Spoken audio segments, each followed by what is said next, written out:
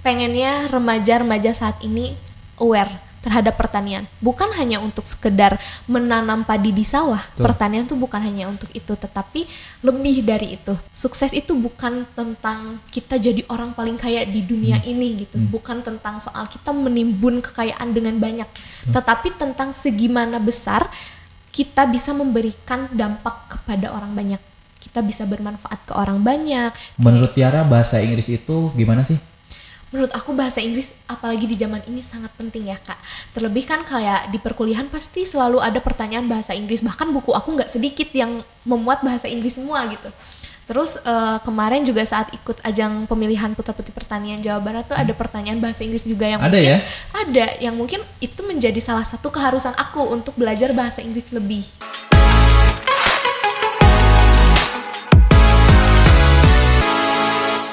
Halo teman-teman Primary English, terima kasih masih menyaksikan Primary English Podcast. Hari ini kita kedatangan seorang tamu yang luar biasa, yaitu seorang pemenang ataupun pinilih dari Putra Putri Pertanian Jawa Barat. Halo Kak Tiara. Halo. Oke, Kak Tiara Febrianti ya? Iya, Tiara Febrianti. Oke, Tiara. Teman-teman Primary English mungkin pingin mengetahui dulu nih sebelum kita ngobrol lebih jauh ya. Nanti mungkin kita akan ngobrolin mengenai pinilih ini apa, Putra Putri Pertanian Jawa Barat ini apa, dan sebagainya.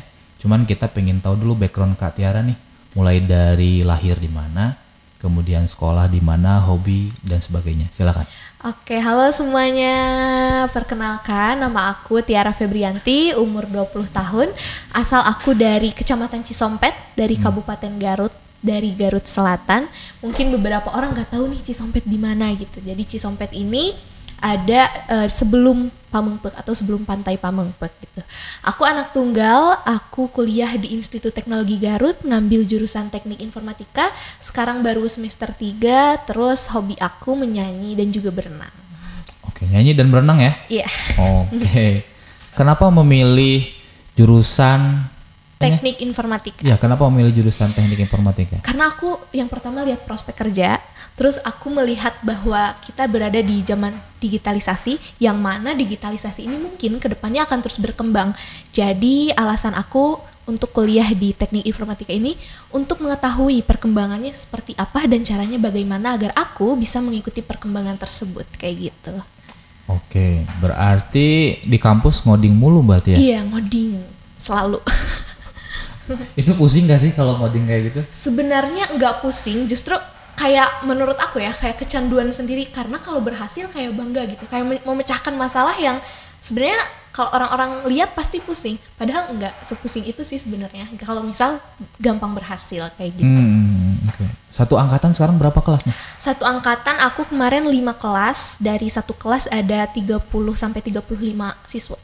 Oke, berarti nanti setelah lulus ada sekitar 150 ya? Iya. Emang yang mau dikejar dari jurusan ini mau jadi apa emang? Kalau aku pengennya sih kayak kerja di Telkom, di BUMN, terus selain itu kalau misal ada kesempatan untuk ambil S2, aku pengen juga jadi dosen gitu, mengembangkan lagi pendidikan kayak gitu. Dosen ya? Iya. Oke. Kenapa memilih dosen? Karena kan kalau dosen tuh mengajar kayak guru lagi, tapi lebih ke mengajarnya gitu. Kalau guru kan mendidik dan mengajar, tapi kalau dosen lebih ke mengajar mahasiswa-mahasiswanya kayak gitu, memberikan ilmu yang memang basic dan tertuju terhadap bidang tersebut. Gitu. Tadi kan mau di BUMN ya? Iya. Secara spesifiknya apakah pingin jadi seorang codernya yang bikin program gitu ya, solving problem, atau yang lainnya atau gimana? Pengen, aku jadi targetnya memang pengen jadi programmer kayak gitu. Targetnya semoga memang bisa dan mampu gitu. Oke, kalau software yang paling mudah barangkali teman-teman yang sedang menonton gitu ya, barangkali mau belajar juga gitu ya, karena saya juga baca artikel bahwa jadi seorang programmer atau coder itu dari usia lanjut pun nggak jadi masalah gitu ya. Software yang paling enak dipakai apa tuh? Kalau aku enaknya memang pakai Python ya kalau bahasa Python, ya? pemrograman, karena memang gampang gitu. Jadi kan kalau bahasa C itu ribet, dimasukin library dulu di atas. Kalau misal ada library yang tertinggal ke bawahnya jadi error. Tapi kalau Python tinggal masukin input, output, udah selesai kayak gitu. Jadi lebih easy gitu. Ada software yang pernah ke solve nggak apa? Maksud saya yang pernah dibikin sama Tiara? Kalau software yang dibikin belum. Belum. Tapi kalau website belajar kayak gitu. Oh, bikin website ya. Iya. Baik, ini menarik nih. Tiara ini mungkin pingin jadi itu ya, coder ya. Kenapa nggak bermimpi jadi bikin startup? Ini kan lagi rame nih startup. Sebenarnya memang ada rencana. Nah, kebetulannya kita bahas aja. Nah, jadi kemarin itu sempat aku ikut Smart Society. Ini kayak konferensi internasional, ada dari India, dari Korea, dari Institut Teknologi Bandung, yang memang basic mempelajari research berbagai macam untuk mengembangkan Smart Society itu. Nah, jadi kita bergabung bersama-sama, dan aku kebetulan aku juga mengembangkan itu gitu. Aku kemarin bikin research tentang pertanian. Jadi aku mau bikin aplikasi Rising Farmer untuk para petani, dan ini tuh tujuannya untuk regenerasi petani. Dan selain itu di aplikasi Rising Farmer aku akan melakukan bisnis digital dengan menjual pupuk. Jadi sebenarnya aku ikut pertanian ini basicnya dari sana. Jadi selain inovasi aku yang desa wisata, aku juga mau mengembangkan Rising Farmer itu gitu. Jadi menjual pupuk dan benih di aplikasi Rising Farmer. Tapi aku pengennya mereka itu yang mengelolanya remaja, karena sebagai ciri bahwa regenerasi petani itu ada. Oh, gitu. Oke. Sudah ada aplikasinya atau? Belum, aku kayak masih rancang-rancang. Kebetulan aku juga lagi ambil SKS di Institut Teknologi Bandung tentang startup bisnis digital kayak gitu. Kayak masih melangkah-langkah gitu loh, Kak. Smart Society? Iya. Jadi ini semacam ajang lagi atau gimana? Enggak sih, kayak gimana ya, kayak komunitas? Iya, okay. Komunitas SCCIC ada. Kalau tadi mau bikin sebuah aplikasi gitu ya, apakah sudah di search juga? Barangkali sudah ada aplikasi yang serupa atau belum? Aku belum tahu ya kalau itu, cuman yang aku tahu ada Tunas Agro yang membahas yang sama-sama kayak gitu, kayak tentang bibit, tentang pupuk kayak gitu. Ada Tunas Agro. Karena ini menarik kalau misalkan masalah pertanian kan gini, kemarin kita dihajar COVID gitu ya. Iya. Bisnis, ekonomi semua mati. Tapi pertanian tuh enggak loh. Gak habis kan ya. Iya. Makanya kemarin kebutuhan pangan itu kan nggak akan habis-habis gitu ya. Makanya kalau misalkan ada aplikasi itu keren kayaknya. Ya. Cuman nanti mungkin tinggal memikirkan problem yang benar-benar real terjadi di lapangan. Ya mungkin Tiara juga sering dengar kan, kayak misalkan pupuknya betul tadi ya. Ini real case loh. 2 bulan ke belakang itu teman saya kan ayahnya seorang petani, pupuk sedang naik katanya. Jadi kalau misalkan ada aplikasi, mungkin aja bisa lebih murah, cepet tertarget gitu ya. Kan pupuk juga ada yang subsidi kan? Iya. Gitu ya. Biasanya bisa sesuai dengan target yang dibutuhkan. Oke, menarik tuh. Kita ngobrolin ke masalah putra-putri pertanian deh ya. Pertanyaan saya yang pertama, kenapa ikutin ajang ini? Berangkat dari keresahan aku, yang memang aku berasal dari pedesaan kan, dari Cisompet, banyak banget wilayah pertanian, lahan pertanian yang sangat luas. Terus jika dibandingkan sama remaja-remaja saat ini, gak ada, mungkin kurang gitu ketertarikan mereka terhadap pertanian. Loh, kita dari desa loh, kita wilayah pertaniannya luas loh, tapi mengapa minat remaja terhadap pertanian itu kurang gitu? Bahkan mungkin mereka menganggap bahwa pertanian itu negatif, mungkin karena kesejahteraannya yang rendah gitu kan, mungkin melihat perekonomiannya atau finansialnya atau kayak gimana yang rendah, jadi remaja kurang minatnya terhadap pertanian. Itu berangkat dari keresahan aku ya. Jadi alasan aku mengikuti ajang ini untuk meningkatkan itu, meningkatkan kesadaran remaja terhadap pertanian, bahwa memang pertanian itu sangat penting gitu di kehidupan kita. Kalau informasi sebelumnya tahu dari siapa nih Bu? Kalau informasi sebelumnya kan ada Instagram ya. Nah aku stalking, oh ada pemilihan putra-putri pertanian nih gitu tingkat Jabar. Terus ada teman yang sempat pernah ikut juga gitu, jadi pernah sharing gimana. Boleh tahu itu siapa sebelum? Ada Teh Fitra Binur Setiani. Teh Fitra ini yang lagi dengar mungkin ya, yang lagi nonton juga. Ini katanya terinspirasi oleh Teh Fitra ya. Iya.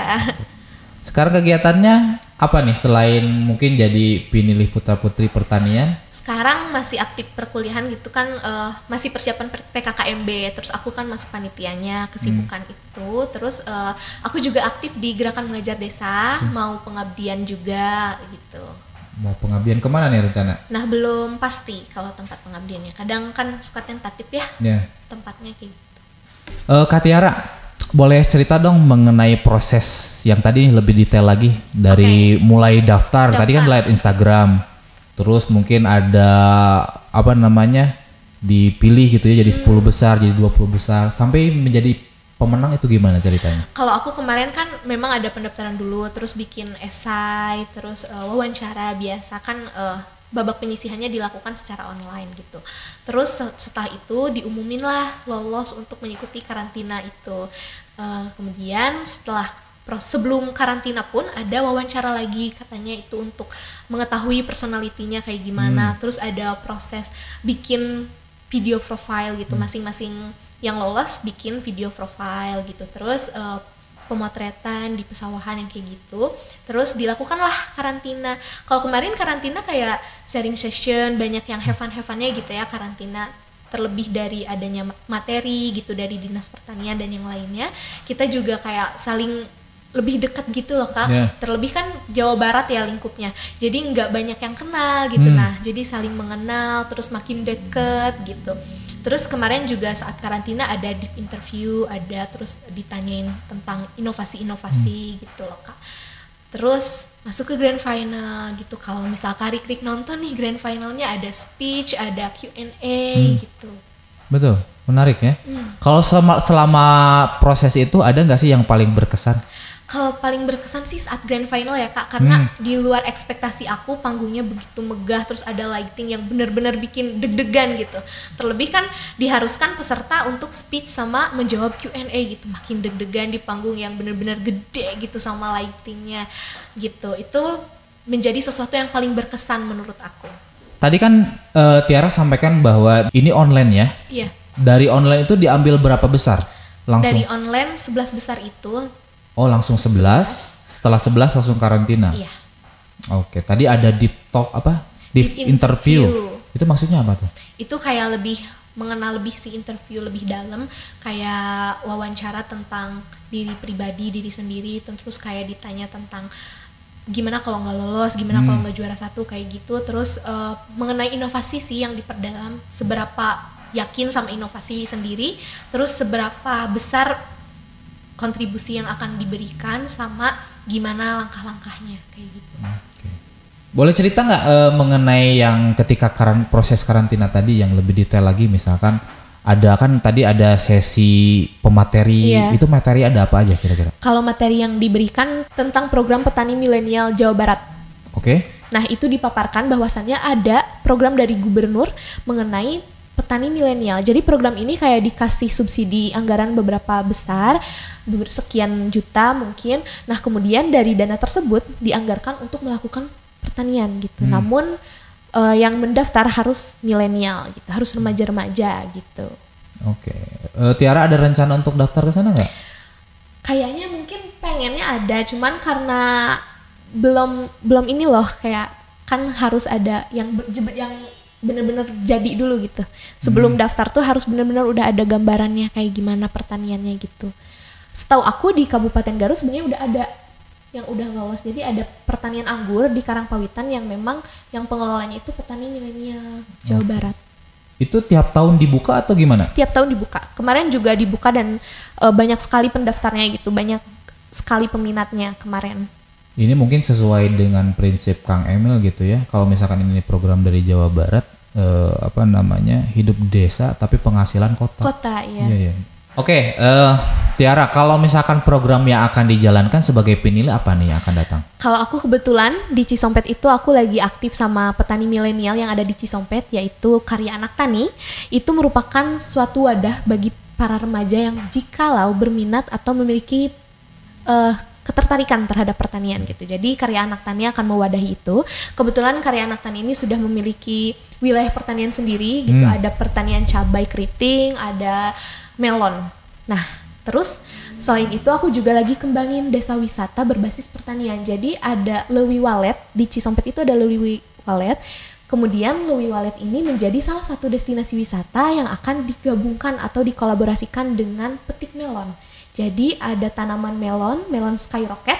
Nah, jadi wisatawan yang datang akan bisa menikmati keindahan Lewi Walet sembari memetik melon kayak gitu. Ini menarik ya. Ini udah lama nggak? Belum, masih proses. Masih proses ya. Kalau yang Karya Anak Tani tadi udah lama udah atau? Udah lama. Udah lama ya. Sekitar 1 tahun kebelakang dari awal pandemi. Oh, itu yang buatnya siapa? Namanya Ali. Ali Farm gitu. Alifam ya. Jadi itu tadi melon ya produknya. Iya, melon. Nanti mau digabungkan ke desa wisata. Desa wisata. Lokasinya kalau lebih spesifik sebelah mana? Di Desa Jatisari, Kecamatan Cisompet. Jadi memang tidak pinggir jalan ya, jadi masuk lagi kayak gitu. Kalau dari kota pakai kendaraan berapa menit? Kalau dari Garut Kota sih sekitar 3 jam ya ke 3 jam Cisompet ya? ya. Oke. Emang sih daerah Cisompet itu pertaniannya banyak ya? Iya. Kalau misalkan tahu nggak kira-kira Tiara, kalau tadi kan pingin memperbesar melon gitu ya, Iya. pingin meluaskan melon melalui desa wisata Desa tersebut. wisata. Kenapa memilih melon? Karena melon itu terlihatnya memang lebih mudah gitu, dan kan proses buahnya juga nggak lama kayak durian yang harus ditunggu lama kayak Oke. gitu kan. Kalau melon mungkin sekitar beberapa tahun gitu kan langsung ada buahnya kayak gitu. Kalau durian harus ditunggu gede dulu beberapa tahun, sekian tahun kayak gitu. Karena kan biasanya kalau daerah Garut Selatan teh biasanya Iya. ya, gitu ya, yang paling kalau nggak gitu stroberi mungkin di daerah-daerah dingin itu seperti ya. Oke, sampai mana nih tahap yang tadi desa wisata?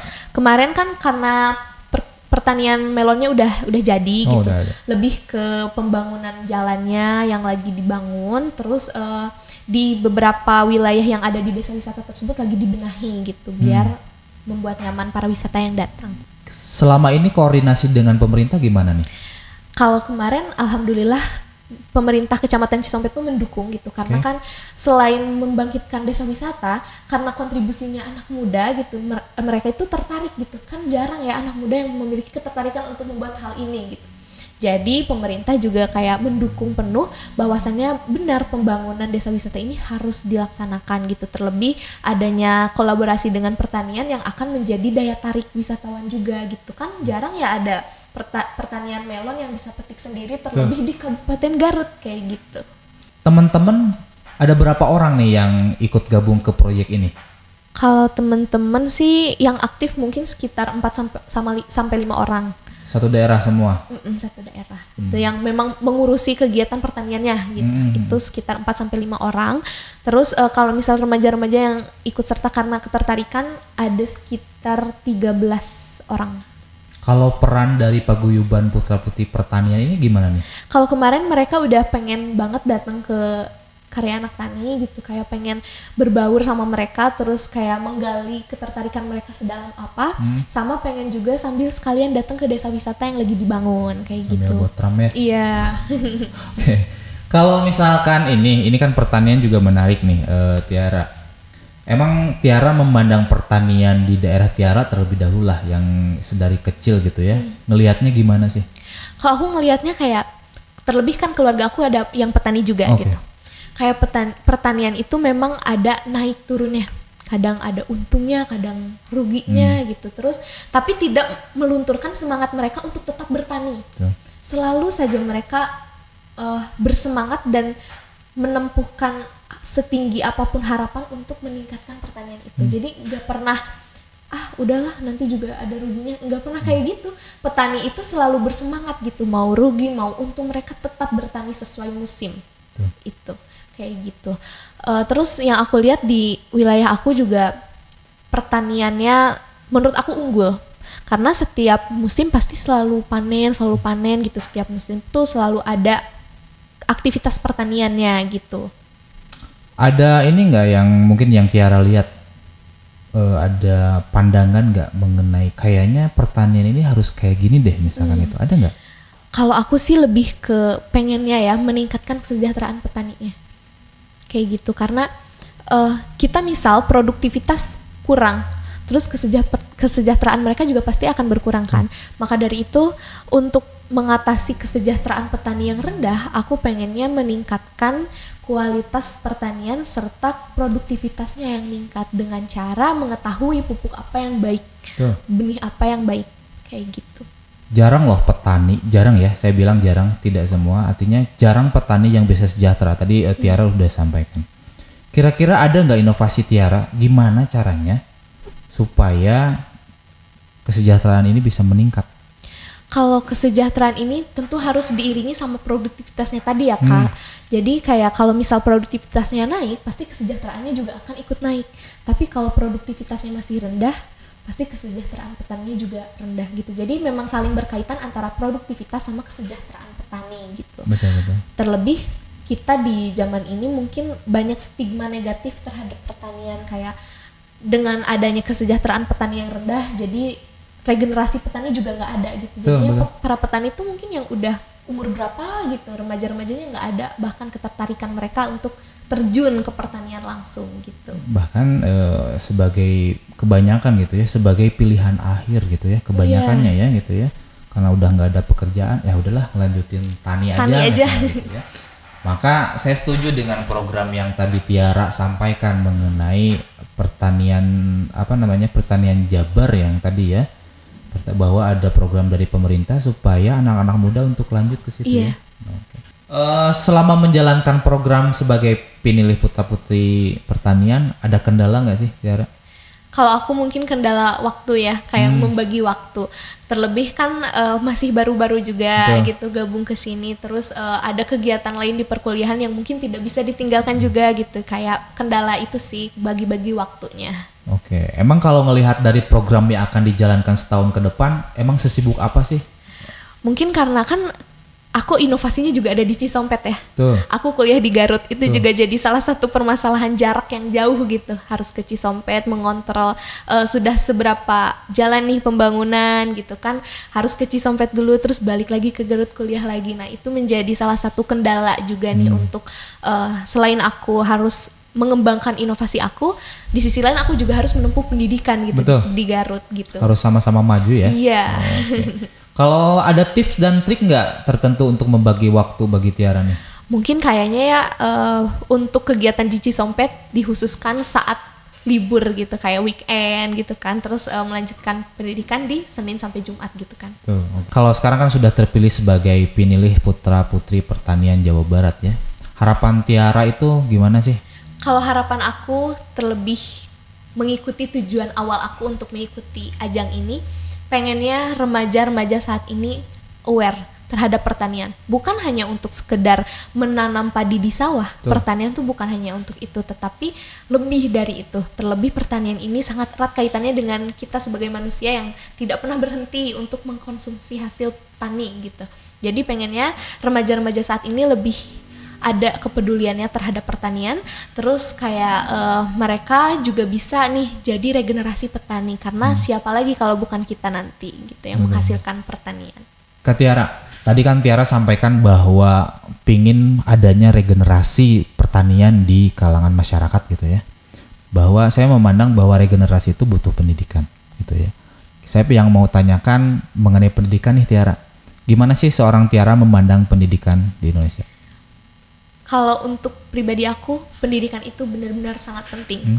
Namun jika melihat yang benar-benar terjadi di lingkungan kita, seringkali pendidikan itu dianggap tidak penting.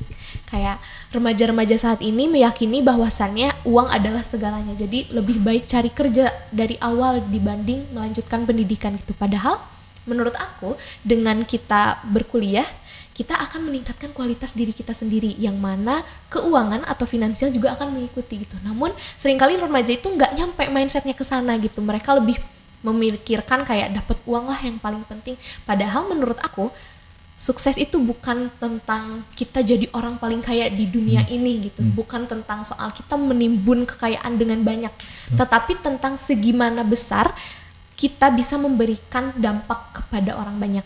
Kita bisa bermanfaat ke orang banyak dengan kualitas yang benar-benar kita miliki gitu.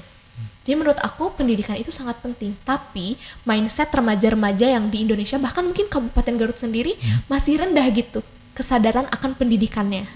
Kayak gitu. Kalau boleh tahu teman-teman Tiara yang daerah, karena saya juga adalah beberapa teman ya gitu, yang memiliki mindset yang sama ya. Kita dari beberapa, saya sama Tiara itu gapnya mungkin sekitar jauh lah gitu ya. Ternyata mindset itu di kalangan Tiara masih ada ya? Masih. Oke. Masih ada.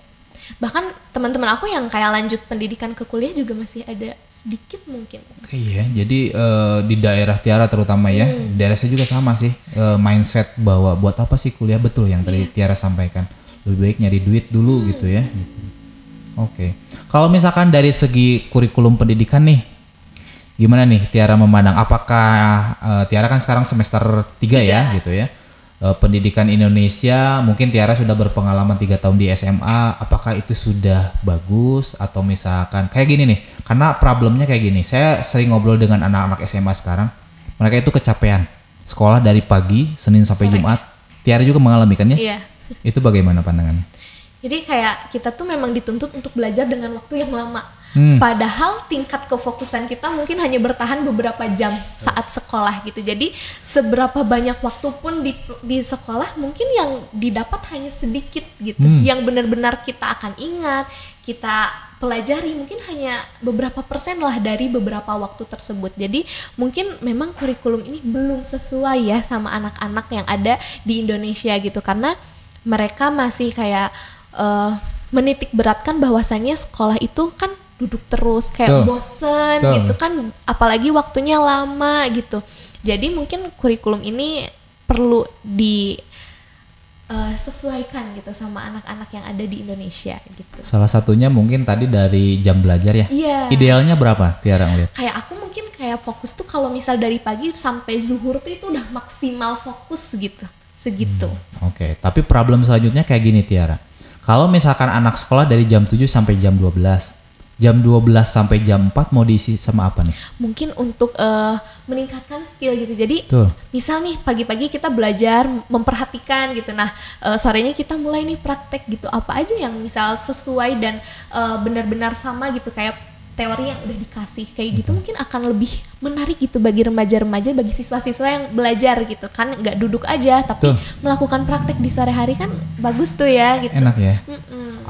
Atau mungkin ekskul ya? Iya. Ya jadi mungkin juga ada yang ketertarikan ke ekskul film, Paskibra gitu ya. Dan ini sebagai informasi, Tiara ini sebagai ketua Paskibra di SMA-nya ya. Iya. Oke, kenapa bisa jadi ketua nih? Boleh cerita sedikit? Karena dulu memang aku kan cewek. Terus ada teman-teman aku yang kayak, naon lah cewek mah tuh kudu jadi pemimpin, padahal aku pengen loh jadi pemimpin. Jadi aku buktiin ke mereka bahwa aku punya kualitas untuk jadi pemimpin gitu, bukan untuk melihat cewek atau cowok pemimpin tuh, tapi siapa yang paling mampu untuk memimpin. Jadi pemimpin sebelumnya di ketua itu cowok? Cowok. Sering, karena ketua Paskibra tuh awal-awalnya memang seringnya cowok gitu, bertahun-tahun cowok. Terus teman-teman aku kayak ngejek lah gitu, tong hayang lah jadi pemimpin, jadi ketua Paskibra gitu. Ternyata bisa dibuktikan di tahun itu ya. Oke. Kenapa memilih ekskul Paskibra kalau boleh tahu? Karena aku memang dari SMP ketertarikannya sama baris berbaris ya. Terus karena aku tinggi gitu, sama orang tua didorong untuk ikut Paskibra. Terus kayak Paskibra tuh kegiatannya produktif gitu, nggak cuma soal mengibarkan bendera gitu, tapi kan ada LKBB gitu kan. Terus ada berbagai kegiatan di sekolah yang kayak meningkatkan kepercayaan diri, baik dari public speaking, dari belajar berani tampil ke depan gitu, diajarkan di Paskibra. Yang paling menarik misalkan pernah mengikuti lomba apa gitu waktu itu? Kalau aku dulu pernah ikut lomba LKBB di Kabupaten Garut, di Cikajang pernah, terus di Paseman, terus aku juga pernah jadi pembawa baki pas Paskibra kayak gitu. Pembawa baki di mana nih? Di Kecamatan Cisompet. Oke, jadi pernah ngibarin panas-panasan ya? Iya. Karena saya juga sering guyon nih sama temen ya, bercanda lah gitu ya. Ini luar biasa kata saya mental anak-anak. Itu kan latihannya sebulan sebelum kan ya, panas-panasan gitu ya. Terus bahkan ada yang pingsan gitu, saya lihat kan lah, karena rumah saya kan dekat alun-alun juga gitu. Jadi saya tahu anak-anak yang sedang latihan gitu ya, sebulan sebelum panas gitu ya. Oke, Tiara, ini kan Tiara masuk ke generasi Z mungkin ya, generasi yang akan istilahnya melanjutkan gitu nanti di tahun-tahun selanjutnya. Kita sering mendengar saat-saat ini generasi emas di 2045 gitu ya, 100 tahun kemerdekaan Indonesia. Ada pendapat tersendiri nggak Tiara? Seoptimis apa seorang Tiara memandang 2045 Indonesia di kancah dunia? Oke. Karena 2045 nanti 100 tahun kemerdekaan Indonesia dan diancang-ancang ingin menjadi Indonesia emas, Indonesia negara maju kan di tahun tersebut, ini seringkali diancang-ancangkan gitu. Tapi mungkin ini hanya akan sekedar harapan jika kita sebagai generasi penerus tidak memiliki kualitas. Kita hari ini mungkin ada teman-teman yang masih demo. Orasi untuk menurunkan harga BBM terus aja topik itu yang dipermasalahkan, tetapi kita dari dalam diri kita sendiri tidak ada keinginan untuk meningkatkan kualitas diri kita sendiri, karena kemajuan suatu negara harus diiringi dengan sumber daya manusianya yang juga maju. Karena Indonesia maju tuh akan tetap sekedar harapan menurut aku jikalau kitanya gak ada keinginan untuk meningkatkan kualitas diri sendiri gitu. Terlebih kayak kita sering aja fokus sama permasalahan yang ada tetapi tidak memunculkan solusi sama sekali kayak gitu. Menarik. Oke, jadi kita perlu orang-orang yang mengeluarkan solusi ya, Iya. tidak hanya berisik ya. Benar. Apalagi sekarang dunia sosial media itu ya kayak gini ya. Mungkin Tiara juga sudah memahami hiruk pikuk gitu ya.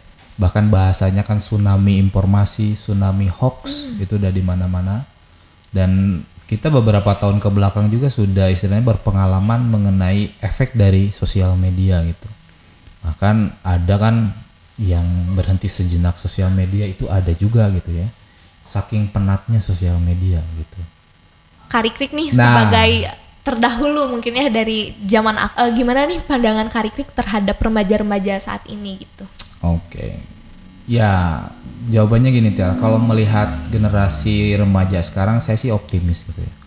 Standar optimis itu harus tetap saya pasang gitu di kepala saya dan semuanya lah gitu, optimis bahwa kita menuju ke arah yang lebih baik gitu. Cuman realitasnya emang godaannya juga banyak gitu ya. Sekarang belajar itu lebih mudah gitu. Bahkan bisa saya sampaikan seperti ini.